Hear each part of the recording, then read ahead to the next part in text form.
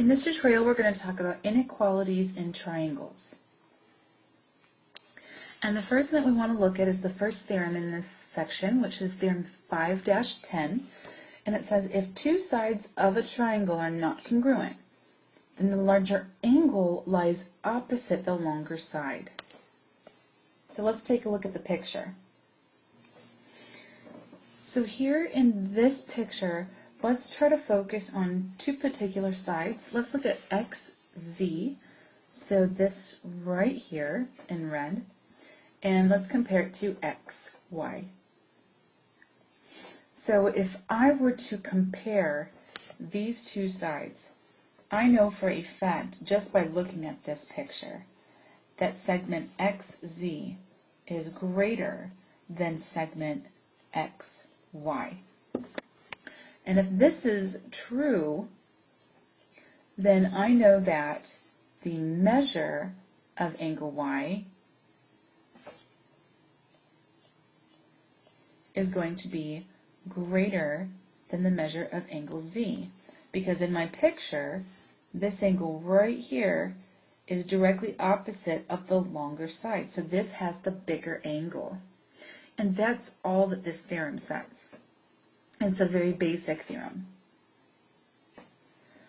So let's take a look at this example.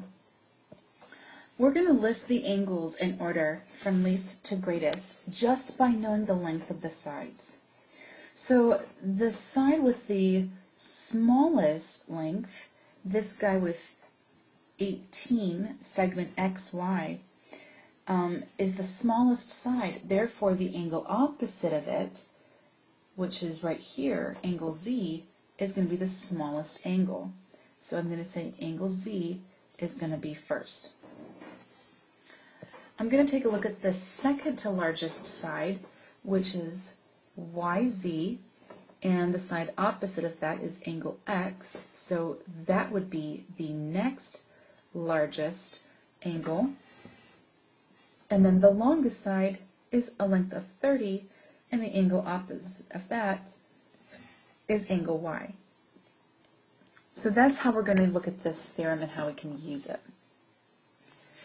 And in your textbooks, there's another theorem called theorem 5-11, and it says pretty much the same exact thing here, except with angles instead of sides. So please look it up. It's on page 201, and add it on your theorems and postulates charts if you'd like to.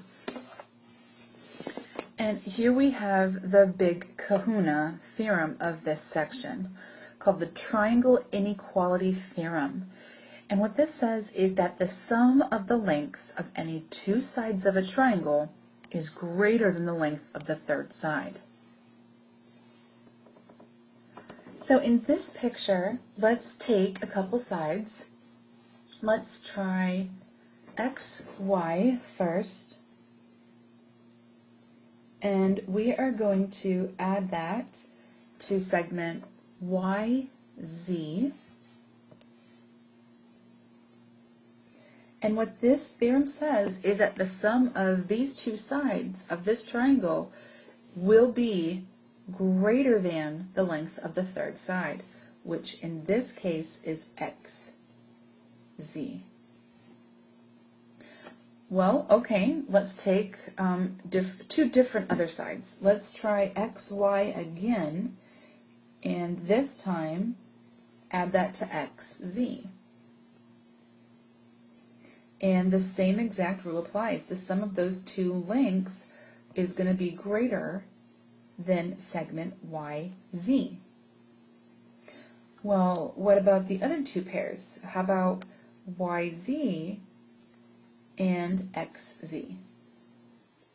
And the same exact rule applies. The sum of those two sides is going to be greater than XY. That's what this theorem says, and that's super important because the only way that a triangle can be formed is if this is true for every pair of sides that you have. So let's take a look at an example.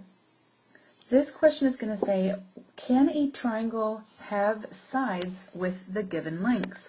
So in our picture, I wrote up the lengths for this particular example, This doesn't necessarily mean that it forms this triangle, but we're going to see if our theorem helps us determine that. So let's take two sides of our choice. Let's try 3 and 7 first. So I'm going to do 3, and I'm going to add that to 7, and that sum should be greater than the third side. So is this a true statement or is it not? Well, 3 plus 7 is 10. 10 is greater than 8, so far so good. Let's try adding the 3 and the 8 next. So 3 plus 8, and that should be greater than the other side, which is 7. So 3 plus 8 is 11. 11 is greater than 7, so this works as well. Let's try the third pair, which is going to be 7 plus 8, and that sum should be greater than 3. And 7 plus 8 is 15. That's definitely greater than 3. So these actually would make a triangle, and all of the sides would connect. And that's pretty cool. And that concludes this tutorial.